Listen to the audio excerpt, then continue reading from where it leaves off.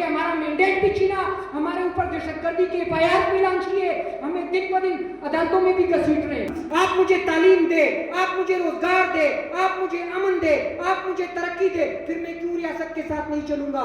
अगर रियासत मेरा मैंडेट चोरी करेगी, अगर रियासत मुझे तालीम से महरूम रखेगी, अगर रियासत मुझे मेरे सेहत के सहूलियात से महरूम रखेगी, तो इस रियासत को मैं कतई तौर पे जिंदाबाद नहीं कहूंगा, न मैं इन इदारों को जिंदाबाद कहूंगा.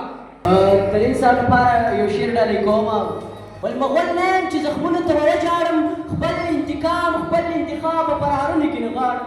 زه پښتون یم چې لږ شمسم لږ دمه شم، د ذرې ذرې حساب درنه غواړم.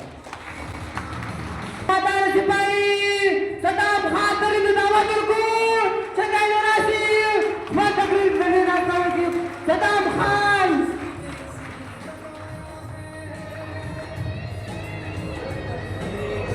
اعوذ باللہ من الشیطان الرجیم، بسم اللہ الرحمن الرحیم. سب سے پہلے تو پاکستان تحریک انصاف کی جانب سے اور ISF کے تنظیمی عہدیداران کی جانب سے کالج میں تمام نئے طلباء کو خوش آمدید کہتے ہیں.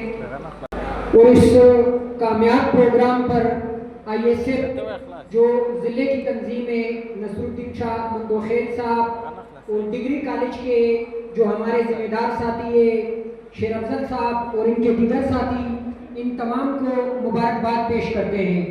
اسٹیج پہ بیٹھے محترم مہمان گرامی پشتونخوا ملی پارٹی کے ضلعی سیکریٹری جمال لالا، جمعیت علماء اسلام کے رہنما حافظ حضرت گل صاحب، قبائلی رہنما علی شیرانی صاحب، اور خصوصاً جو ISF کے سینئر نائب صدر ہیں ثناء اللہ آغا صاحب، صوبائی صدر متی اللہ کاکڑ صاحب، صوبائی جنرل سیکریٹری نیاز خان ملاشیر صاحب، اور اسٹیج پہ بیٹھے ہوئے پاکستان تحریک انصاف روپ کے ذمہ دار اختر شاہ صاحب، اور یہاں سامنے بیٹھے ہوئے میونسپل کمیٹی کے ڈپٹی چیئرمین داؤد خان صاحب اور ان کے تمام معزز ساتھیوں کی اجازت سے.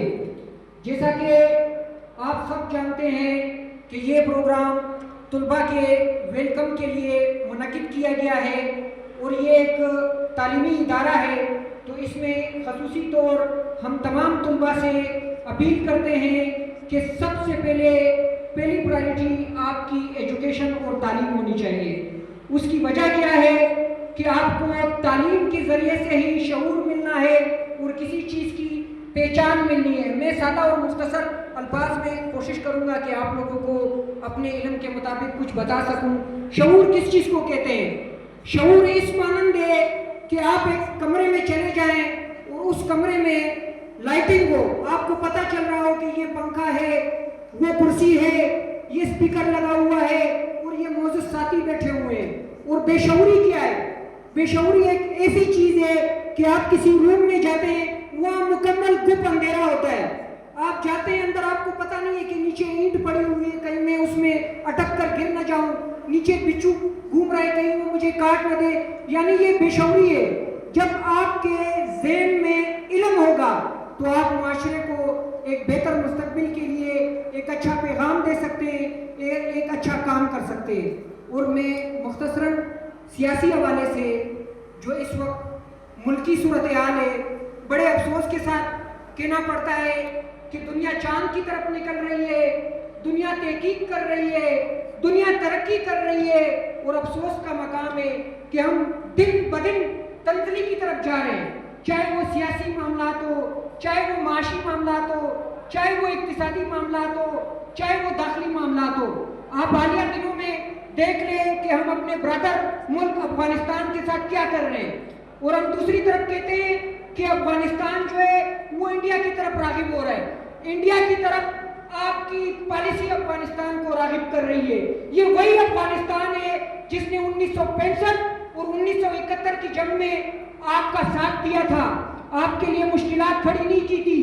آج اگر وہ وہاں جا کر ایک آزاد خارجہ پالیسی کے تحت اپنے قوم کے لیے، اپنے ملک کے لیے کوئی پالیسی بنا رہے ہیں تو آپ کو تکلیف کیوں ہے؟ آپ نتنیاہو کے ساتھ اسرائیل جا سکتے ہیں، آپ ڈونلڈ ٹرمپ کے پاس امریکہ جا سکتے ہیں, آپ جاپان جا سکتے ہیں, وہ انڈیا نہیں جا سکتے. جب آپ کی مرضی ہو تو مودی صاحب لاہور میں اتر سکتے ہیں, جب ان کے وسائل اور ان کی خدمت کی بات ہے وہ افغانستان نہیں جا سکتے.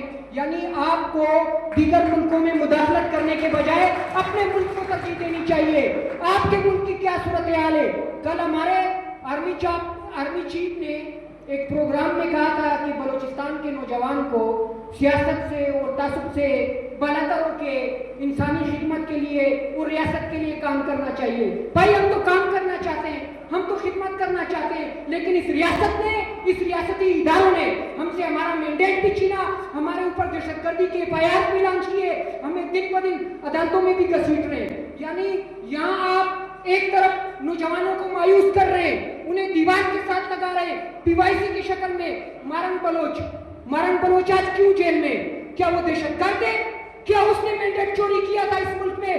کیا اس نے بلوچستان کے مینڈیٹ پہ شب خون مارا تھا؟ کیا اس نے 2016 میں وکلا کے اوپر دھماکہ کروایا تھا؟ نہیں, یہ آپ کی اپنی سیکورٹی فیلئر ہے. اگر اس صوبے میں جعفر ایکسپریس جیسا واقعہ ہوتا ہے تو یہ آپ کی کمزوری ہے, یہ آپ کی نااہلی ہے. آپ ایک طرف کہتے ہیں کہ رائے یہاں مداخلت کر رہی ہے. ہمارا افغانستان کے ساتھ بلوچستان سے لے کے خیبر پختونخوا تک جو بارڈر ہے, بارڈر تو اپنی جگہ پہ ہم نے نام دیا ہوا ہے, جو ڈیورٹ لینڈ ہے, جو 1893 میں کھینچی گئی, وہ تقریباً 2600 کلومیٹر کے لگ بھگ بنتی ہے. اور دوسری طرف اسی جو دوسرا ہمسایہ ملک ہے واگا بارڈر جو ہے لاہور کی طرف, وہ 3100 کلومیٹر پہ محیط ہے. عجب انڈیا ہے, عجب راہ ہے.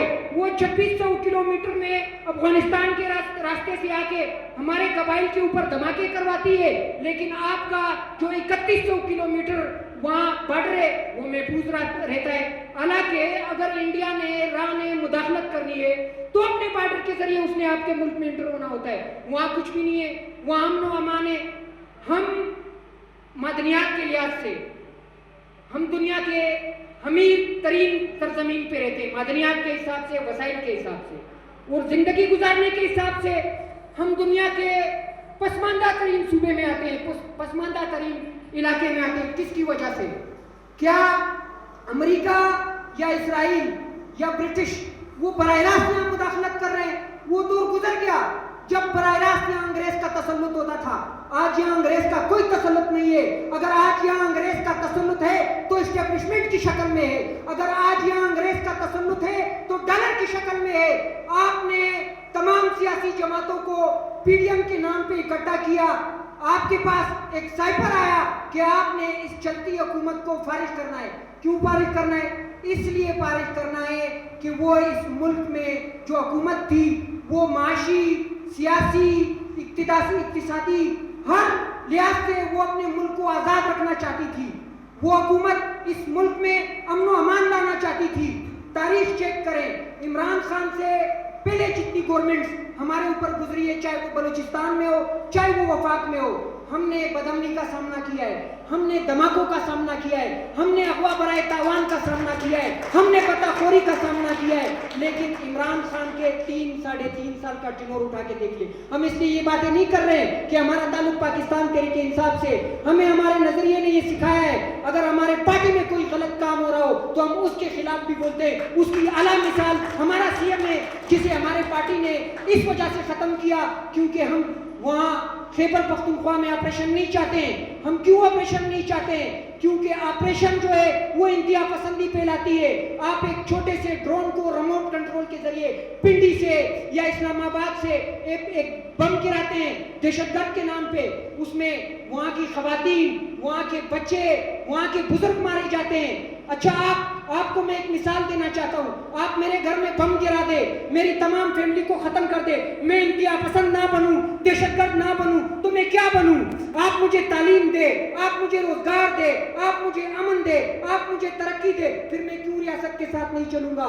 اگر ریاست میرا مینڈیٹ چوری کرے گی, اگر ریاست مجھے تعلیم سے محروم رکھے گی, اگر ریاست مجھے میرے صحت کے سہولیات سے محروم رکھے گی, تو اس ریاست کو میں قطعی طور پہ زندہ باد نہیں کہوں گا, نہ میں ان اداروں کو زندہ باد کہوں گا. دنیا میں جو مختلف ممالک ہے وہاں آرمی ایز اے یونٹ وہاں اسے جانا چاہتا ہے, لیکن ہمارا عجیب ملک ہے, ہم آرمی کو ریاست سمجھتے ہیں. کون سے قانون میں آرمی کو آپ ریاست کہہ سکتے ہیں؟ ہم یہ بھی نہیں کہتے ہیں کہ آرمی نہیں ہونی چاہیے. کوئی بھی ملک بغیر دفاعی ادارے کے آگے نہیں بڑھ سکتا ہے، نہ اپنے ملک کے نہ اپنے لوگوں کی حفاظت کر سکتا ہے. لیکن یہاں عجیب ہی رواج ہے، یہاں سب کچھ الٹا چل رہا ہے. یہاں ہم پہ ڈرون حملے ہمارے اپنے فورسز کرواتے ہیں، یہاں ہمارے اوپر شیلنگ ہمارے اپنے فورسز کرواتے ہیں. ٹی چوک کی مثال اٹھا کے دیکھ لے، کس ملک میں 2-3 دن پہلے امریکہ میں لاکھوں لوگ نکلے ہوئے ہیں. ڈونلڈ ٹرمپ اچھا ہے، برا ہے، کافر ہے، جو بھی ہے، وہ اپنی جگہ پہ علیحدہ بات ہے، لیکن وہ اس وقت دنیا کا طاقتور ترین شخص اس وجہ سے ہے کیونکہ اس وقت دنیا پہ امریکہ کا تسلط ہے، کوئی تسلیم کرے یا نہ کرے، ڈالر کی شکل میں ہو یا ہمارے یہاں جیسے اعلیٰ بٹھائے گئے ہر ملک میں، یعنی ہمارے ملک میں یا اس کی شکل میں. اس کے خلاف لاکھوں لوگ نکلتے ہیں امریکہ کی سڑکوں پہ، کوئی شیلنگ نہیں ہوتی ہے، کوئی فائرنگ نہیں ہوتی ہے، کوئی رکاوٹ کھڑی نہیں کی جاتی ہے. جب ہم اپنے ملک میں جب ہمیں بتایا جاتا ہے اسلامی جمہوریہ پاکستان، کیا اسلام یہ کہتی ہے کہ آپ اپنے دارالحکومت میں نیک انسانوں پہ، بے گناہ مسلمانوں پہ فائرنگ کریں؟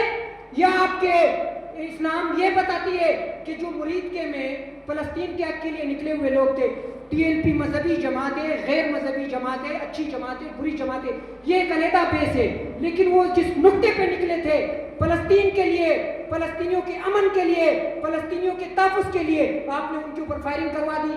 آپ نے راتوں رات وہاں سے جو جتنے لوگوں کو شہید کیا گیا تھا، جتنے زخمی تھے، انہیں غائب کروا لیے. اگر کوئی یہ کہتا ہے کہ ٹی ایل پی والے جھوٹ کہہ رہے، بھائی پی ٹی آئی کا میں خود 26 نمبر سے لے کے ٹی چوک تک میں نے اپنے آنکھوں سے، اس گناہگار آنکھوں سے آپ کا ظلم دیکھا.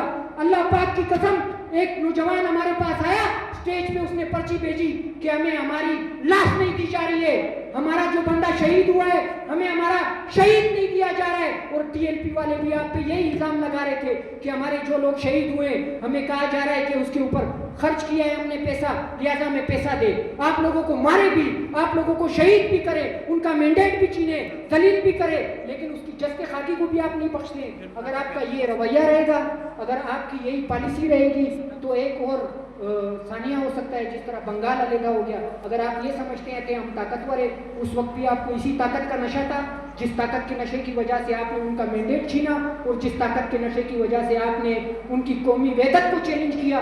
پھر آپ نے نتیجہ دیکھ لیا کہ آپ کے بے ادبی معاف ہو، جب تک ہم سچائی بیان نہیں کریں گے ہم آگے نہیں بڑھیں گے. ہمارے فورسز کی پتلونیں وہاں کیوں رہ گئی تھی؟ کیونکہ آپ کی پالیسی غلط تھی. اس ملک میں جو اداروں میں لوگ بھرتی ہے وہ بھی ہمارے ہیں، لیکن جو اس ملک میں اداروں کو اس وقت لیڈ کر رہے ہیں وہ ہمارے نہیں ہیں. اگر وہ ہمارے ہوتے تو ہمارے اوپر آج یہ حالات نہیں ہوتے. تو وقت کم ہے. میں ایک دفعہ پھر جوب ڈگری کالج اور ضلعی آئی ایس ایف تنظیم ان تمام ساتھیوں کا شکریہ ادا کرتا ہوں، اور یہاں موجود تمام طلباء تنظیموں کا، چاہے وہ پی ٹی ایم ہو، چاہے وہ پشتونخوا نیشنل عوامی پارٹی سے ہو، چاہے وہ پی ایس او سے ہو، کسی بھی جماعت سے ہو.